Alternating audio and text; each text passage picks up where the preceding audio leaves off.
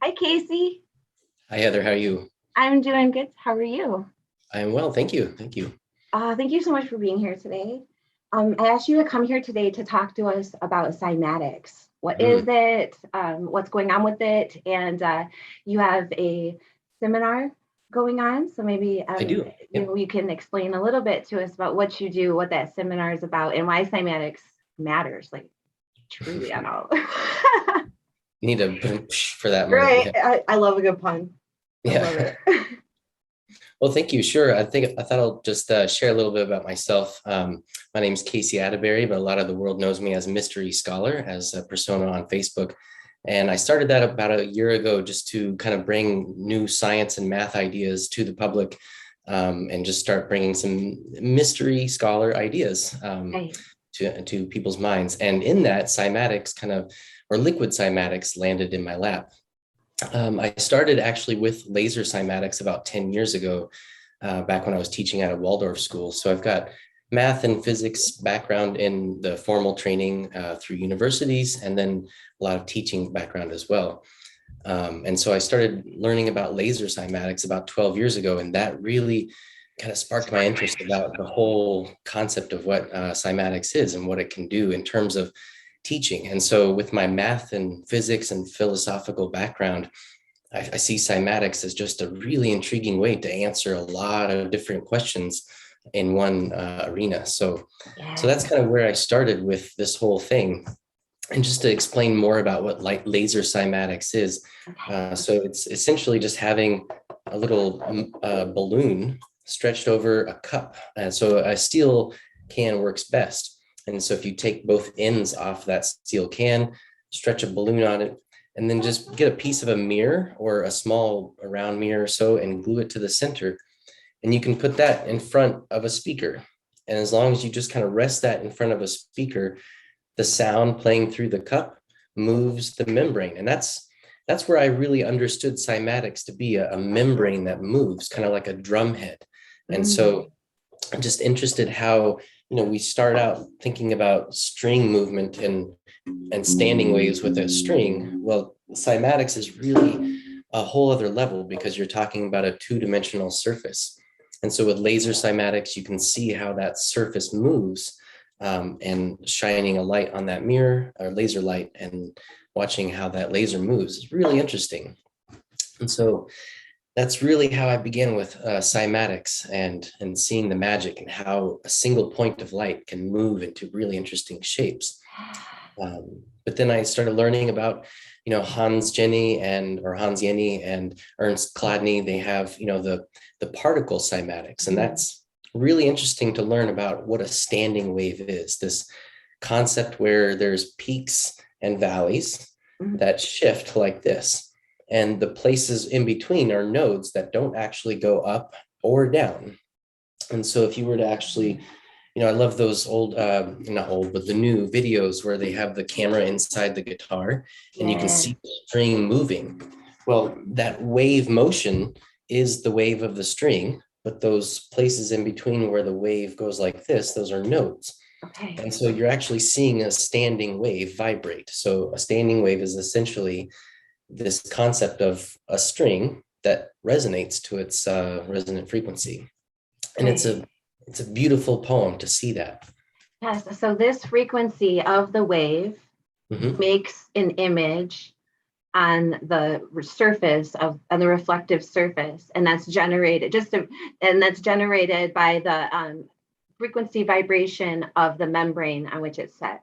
Right. So getting just back to going from the string there to this membrane, this membrane is moving, up and down like this, like a drum head or a trampoline is actually a better idea.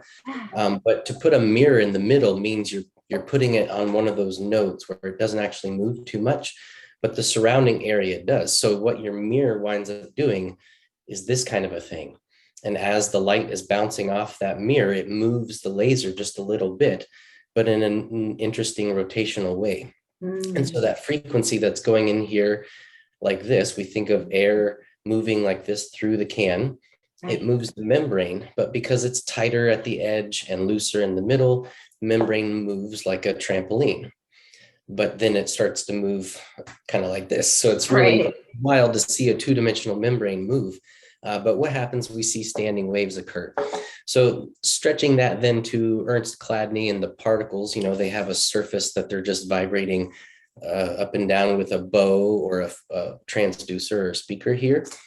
And then on that two-dimensional surface, instead of just a string going like this, you have the surface doing this interesting trampoline type concept. But then the places that don't move, that's where you see the sand particles fall into. And so it's really this idea of what's moving and what's not. And so again, getting into the concept of the frequencies moving the whole pan, but there's places that don't move.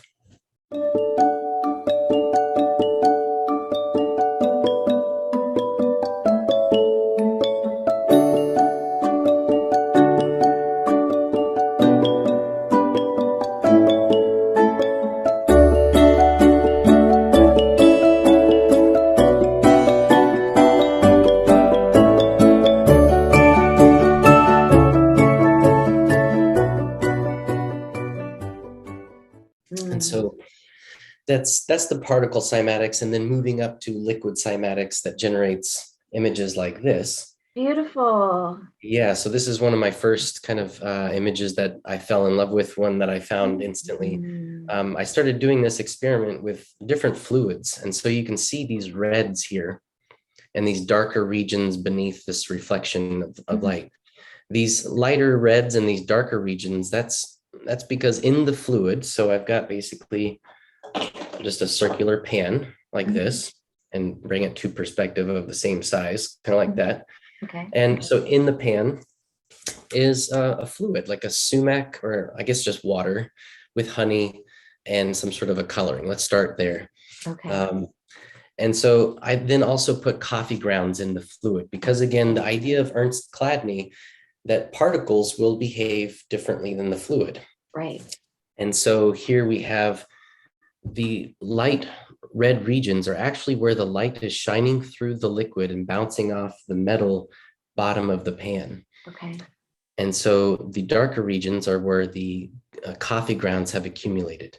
Okay. So it's kind of a combo of light reflection and the particle cymatics. So the darker regions here, coffee grounds, and then you've got all this interesting geometry happening on the surface. And that's caused from a ring of lights reflecting off this surface of the water.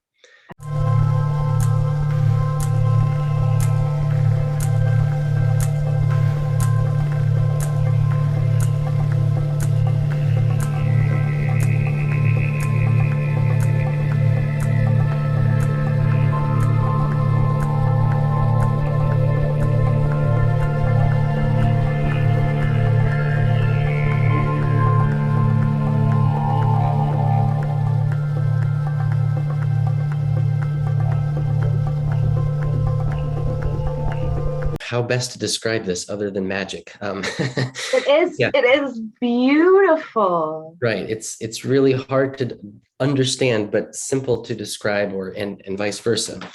So you've got a speaker here. This is the basic idea. This isn't my formal setup, but this is what I use to describe what's actually happening. An illustration of it.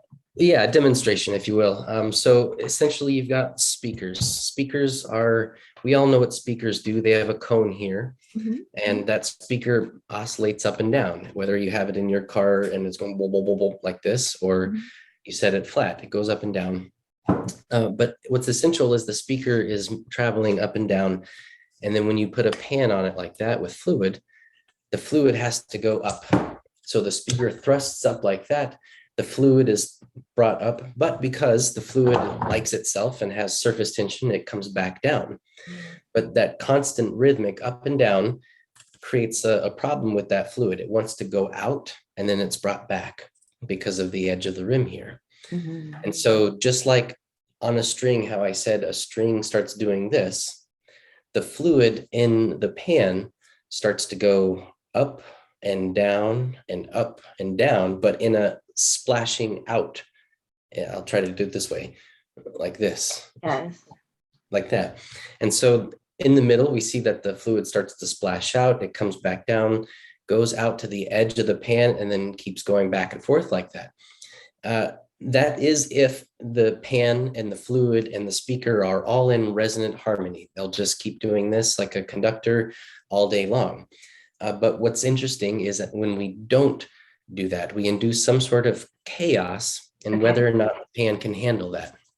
And so what would normally be nice and rhythmic like this, where the speaker and the pan are moving together, we actually do something like this. Okay. Where the speaker is hitting the pan more than it actually wouldn't like to naturally flow like this. Okay. By doing that, we're creating in the pan, the fluid actually wants to go up and out, up and out. It has nowhere to go but to interact with itself. So the fluid goes up, out, splashes against the pan edge. And as the speaker hits again, it creates another wave that comes out. But this one is now coming back, and then they interact, pass through, and then it's really a dance of waves interacting in this radial way, going around in a circle. Mhm. And so you're left with two things. One, you'll get chaos where you just get a bunch of bubbling around in the pan, Mhm. or you get this really interesting structured resonance. And this is what to me is most interesting with cymatics, that you can, go from and make a string resonate by humming, and just that sort of thing. You can go from that to basically making a fluid resonate by humming, so to speak. We get a fluid to generate this harmonic pattern. So instead of sloshing chaotically in the pan, this rhythmic up and down, hitting the pan edge, back and forth, that sort of thing, is a dance. It really is a dance between gravity, the fluid, and the speaker. I can't decide if it's sculpture or painting. Well, it's both, because what's happening is the sound is sculpting the liquid, but then I didn't really get to the ring lights. Another just quick hand grab Sure. kind of object here. So this is just a basic ring light. I've got a ring diffuser on here. Okay. So see a bunch of these little neopixels. Yes. And each one of these is actually like a TV screen pixel, where it's got a red, a green, and a blue diode in there. And those little diodes create red, green, and blue light. But if I adjust the red and green and blue to certain levels, you can create any color. As you see on this screen, this wall behind me is kind of a yellowish color. But you seeing it as yellow is only because the red and the green are at certain levels. The blue is all dropped out in these pixels. And so that's what gives you the illusion of yellow. So with that, we can create these really interesting colors in the lights. So this, again, is just from one of these. A star. Yeah. Just coloring the lights in a certain way, and then sculpting the liquid with the sound and reflecting those lights upon the sculpted liquid. And that's essentially what liquid cymatics is. It's sculpting and sonic painting and all that sort of thing. And it really boils down to three main factors. There's just three important pieces that go into making something like this. And I guess four if you include the light. So obviously you need to have some sort of light reflecting down on the surface, but you could actually just use a single point source like a flashlight or a light on your camera. The essential concept of cymatics is you've got a pan. That's the essential point number one, is that what is the space that you're talking about? The confinement. Right. What is the confinement? Is it a triangle? Is it round? Is it this room, a three-dimensional space, or is it a two-dimensional surface where sand is? So what are you talking about? What is the space? Right. After you define the space, What's the medium filling the space? Right. If there's no medium, then there's no sound. We're not going to hear anything. We're not going to see anything. There needs to be sand on the plate. There needs to be liquid in the pan, air in the room. So what's the space? What fills the space? Then you talk about the sound.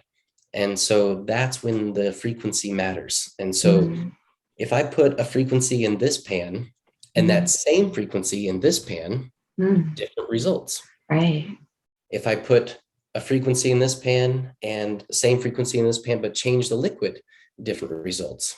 Or change the liquid in just this pan, same frequency, different results.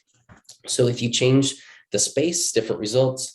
You change the fluid or medium, different results. You change the sound, different results. But the space and the fluid are really the primary. The sound will just behave with whatever it has to deal with. Right. So two things are the noun, and then the sound is the verb. It's the putting into action of these two. I don't want to call them innate, but otherwise innate features. Right. It's activating them into this dance. Right. I would say in mathematical terms that the room or the space and the fluid are the independent variables. Okay. The sound is the dependent variable. So that's the one that those other ones you can change. And I guess it really doesn't matter because they're all dependent on the other. So it's really a three. Cancel that. If anybody's watching mathematics, no, it's good. I'll correct myself and say that, and to be true, they're actually all dependent and independent depending on which one you're looking at. So it's kind of like a three-body problem in physics. Right. It's an important recipe because each of the different recipes produces something different. And so as you're exploring these things, you're noticing different shapes. Like we've seen a cross and we've seen a star, and I see a triangle behind you. And like it's the infinite past. So what are you noticing in this? Well, again, there's this whole concept of what we see in it and what is there. So is there actually a five-fold pattern here? Well, we could argue, yes, that we look at the sculpture of the water and that there is 5 peaks here for the water to reflect the light off of. So therefore, innately, there is a five-fold pattern. However, here's another sort of image. I'll just hold that up. And it kind of looks to me like a squatter man symbol here. Yes, it does. I also see some sort of a flying bird here. Oh, yeah, like this. Right. So these are things that we're seeing in here. And so that brings the concept of apophenia, or if that's pronounced right, and pareidolia, where we see something in the images, and is it actually there, or is it in our mind that we project to what we see? So there is a whole combination, and this is why I love cymatics, because this is where, the inner and the outer world really join together in a physical science. Right, because you can truly determine whether or not you've built that shape via the sound. So, and then it almost like, does it lend itself to how matter is formed? Are these the vibrational frequencies of these shapes in real, tangible matter, solid class, Right. And that's like that's everything. And I work with that a lot in my own work.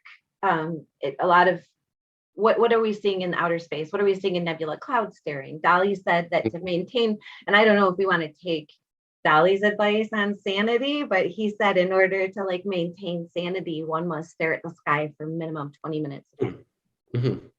And his genius, whether or not he was sane, his genius is remarkable and no one can argue it. So that visual, like spending some time with your subconscious interaction is extremely important. And then you're exploring some of these ideas with true experimental process. Right. It's kind of like a feedback process, really, and it requires that loop to be open, and staring at the stars and the galaxies after looking at images like this, you start to see how galaxies themselves are standing waves, and this gets to the whole concept of the morphogenetic field by Rupert Sheldrake. He's pushing this concept of a field. One could call it the ether, or subluminiferous ether from the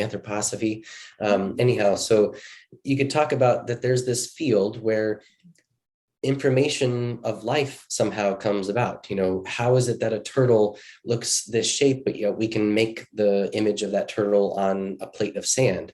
There are diatoms whose skeletons look like this. So we look at all across nature from the very small to the very large, and we see these shapes that sound shows in water.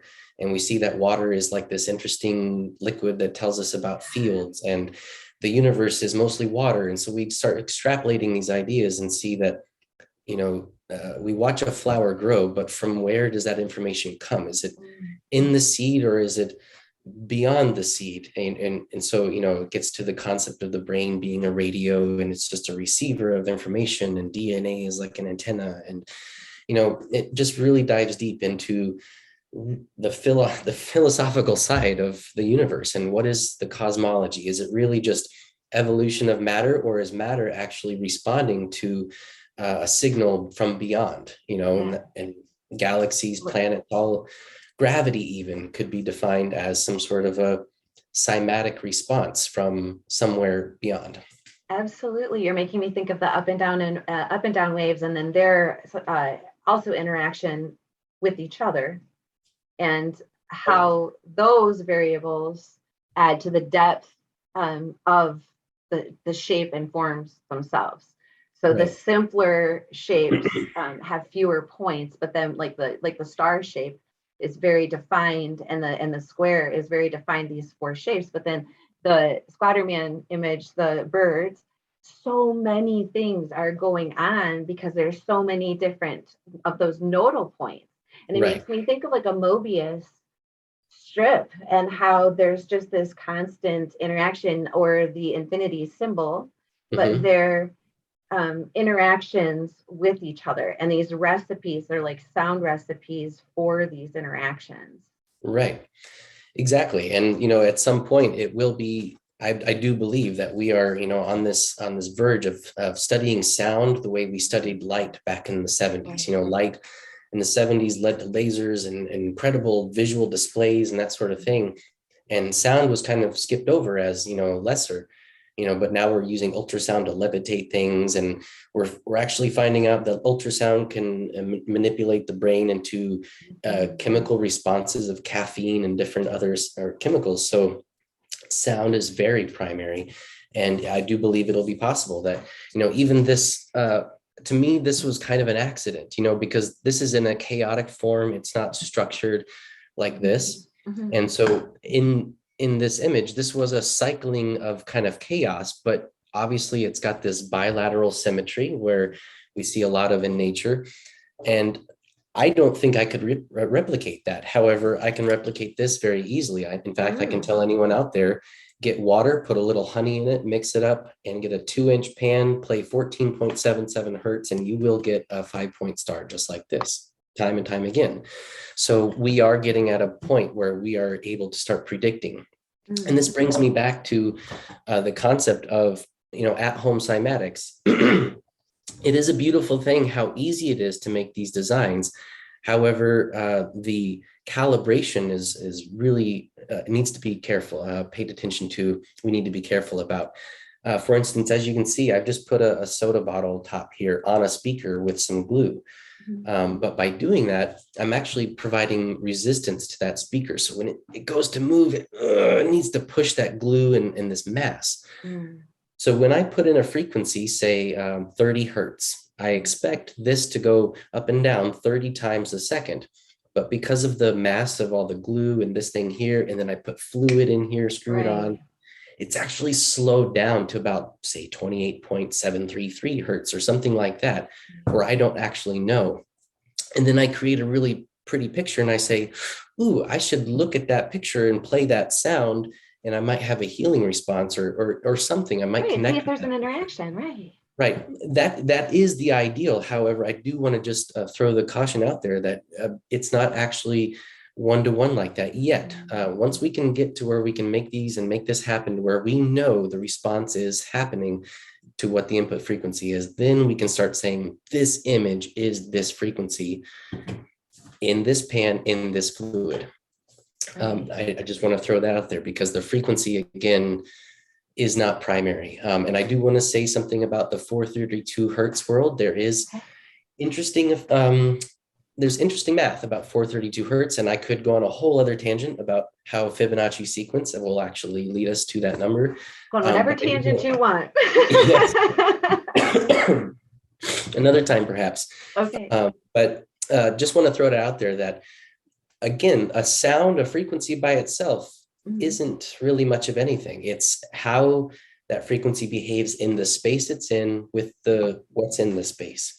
And so a lot of times people will ask me, oh, can you show me 432 hertz? And I say, well, in what pan, in what fluid? Because I could play 432 hertz in here and it looks bad, but change the fluid and it suddenly looks good.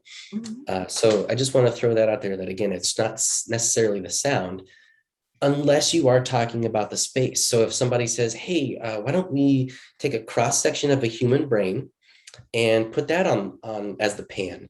And instead of putting water in there, we put a material that's very similar to the fluid in the brain, and we put that in there.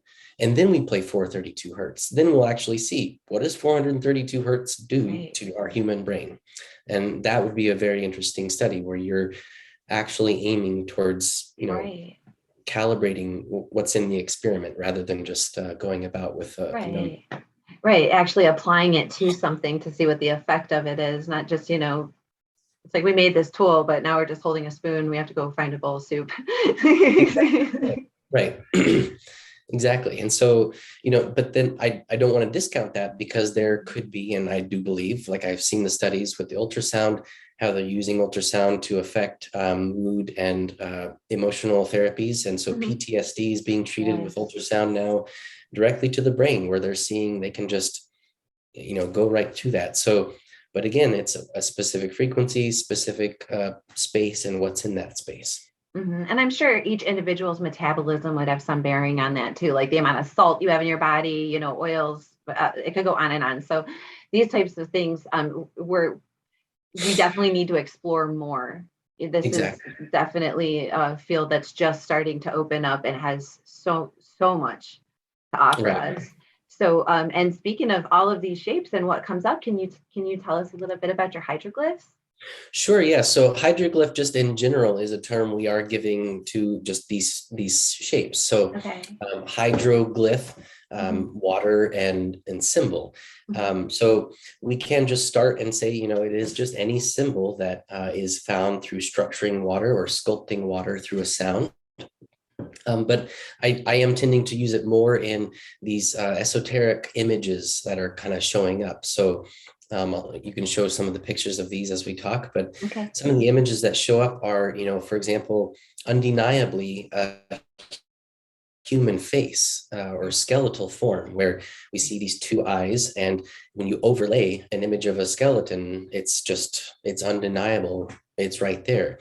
And so what is that? How is it that sound played through water brings about these shapes?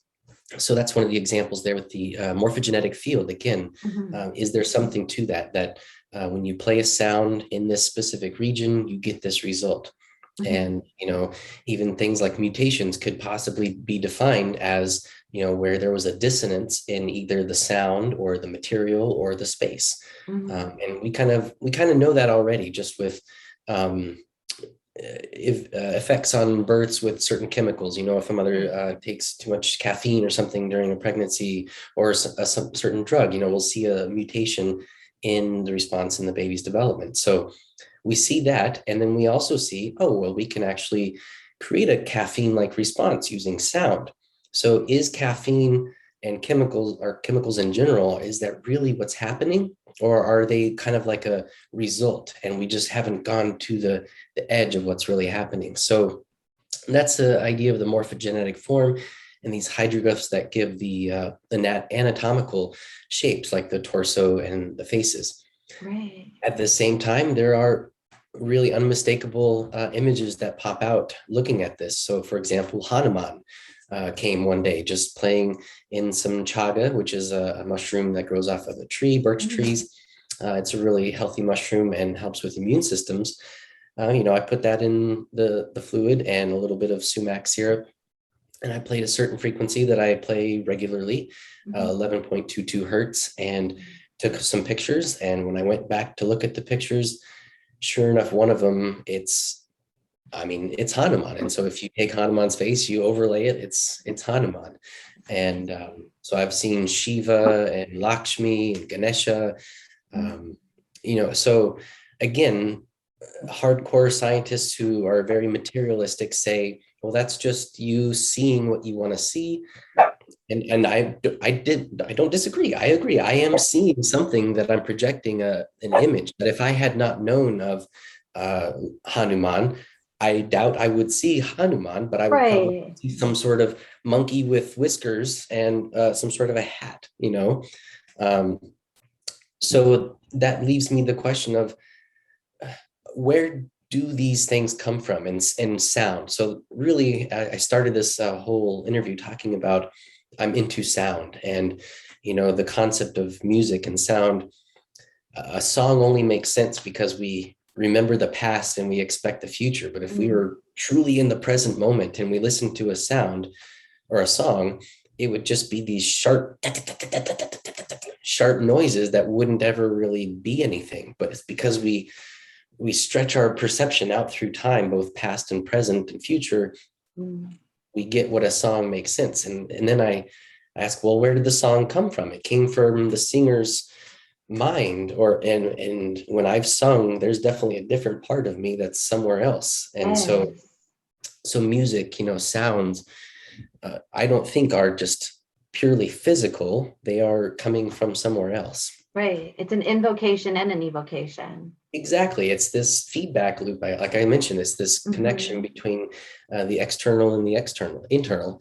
And so then you get to these religious icons that have come from cultures where mantras and sounds and song are absolutely primary. You have kirtan, which is absolute devotional praising through voice, regularly and ritualistically, these certain sounds over and over.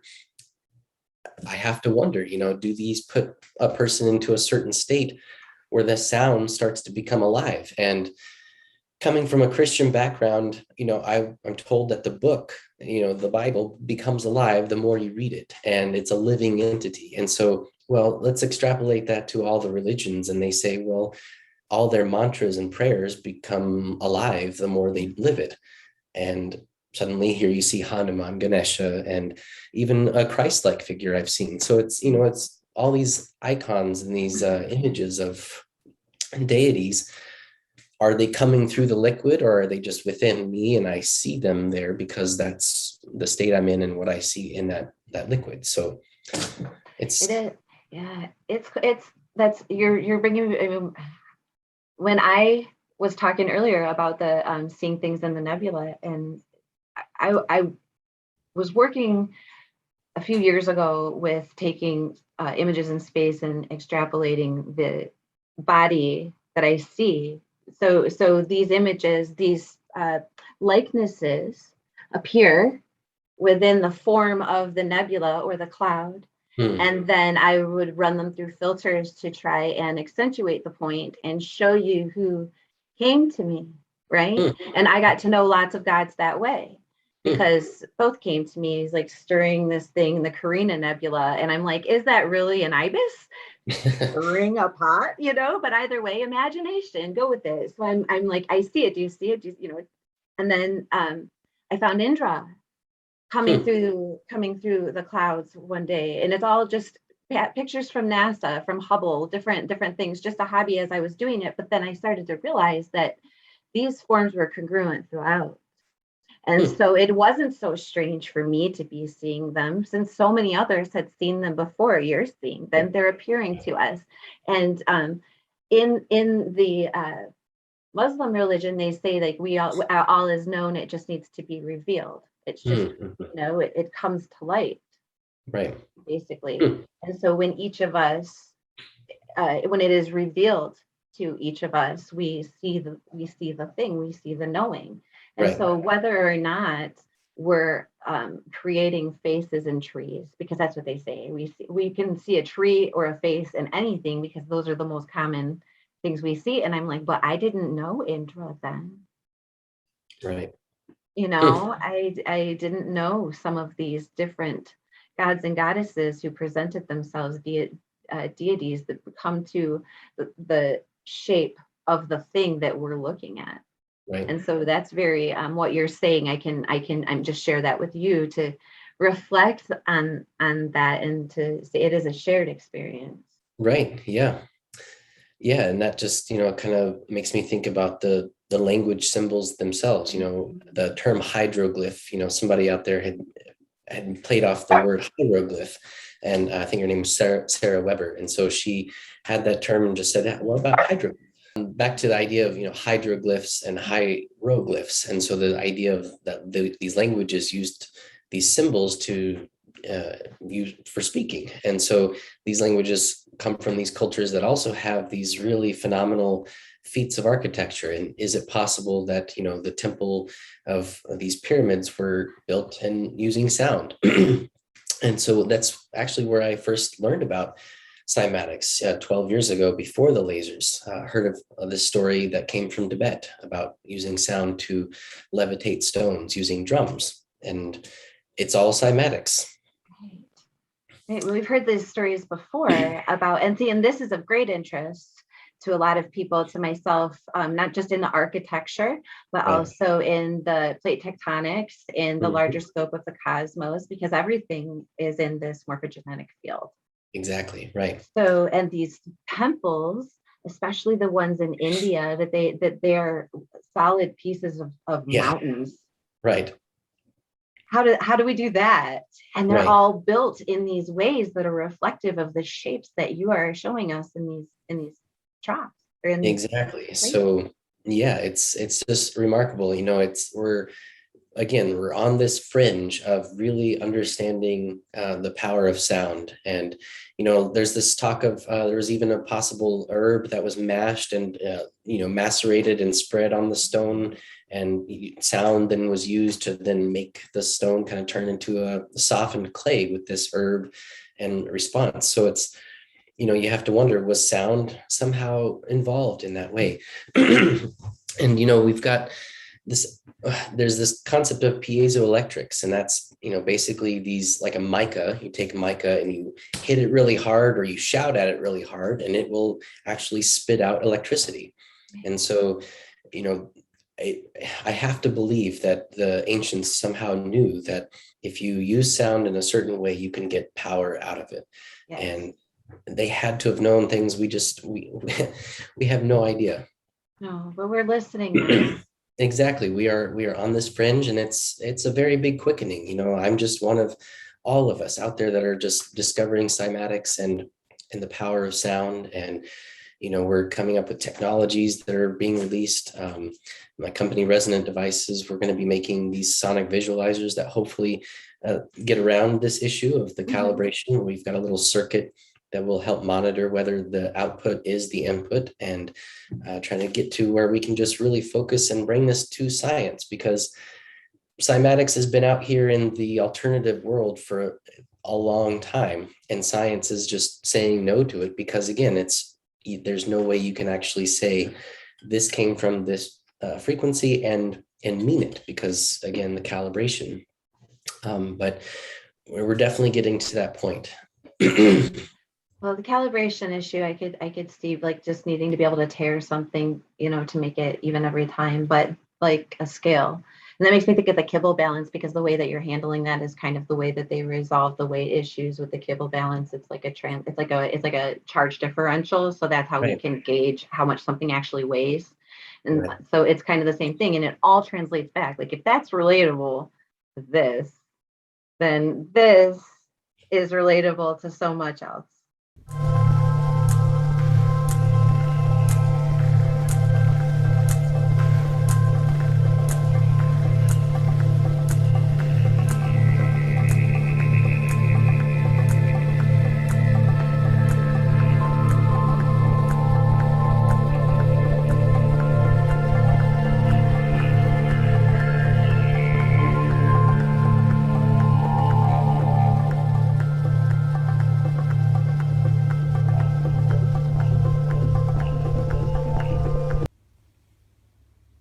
And that's the big thing, you know.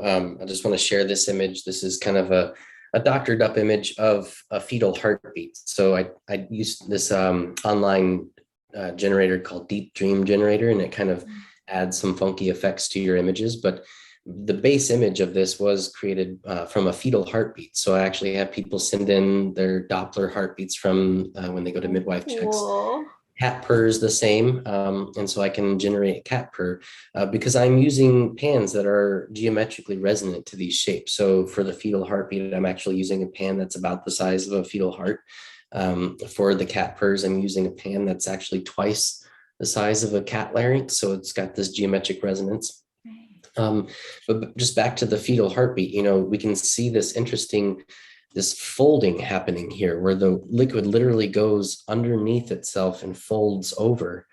And what's interesting, in this particular heartbeat generated both 4-fold patterns and 3-fold, and all of them had this kind of like overlapping feature.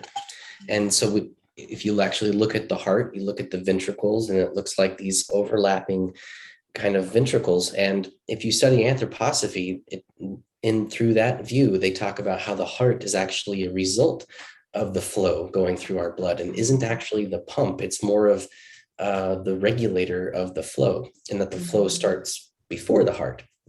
And so, you know, I think, again, we're going to start using cymatics to really understand anatomy and our spirituality and inner world and the outer world a whole lot more, because of understanding that sound matters. Sound actually has this way of interacting with matter if the matter is present. Again, if the room's empty, there's no sound. But if there's matter in the room, any sound there has already organized that matter into a harmonious way.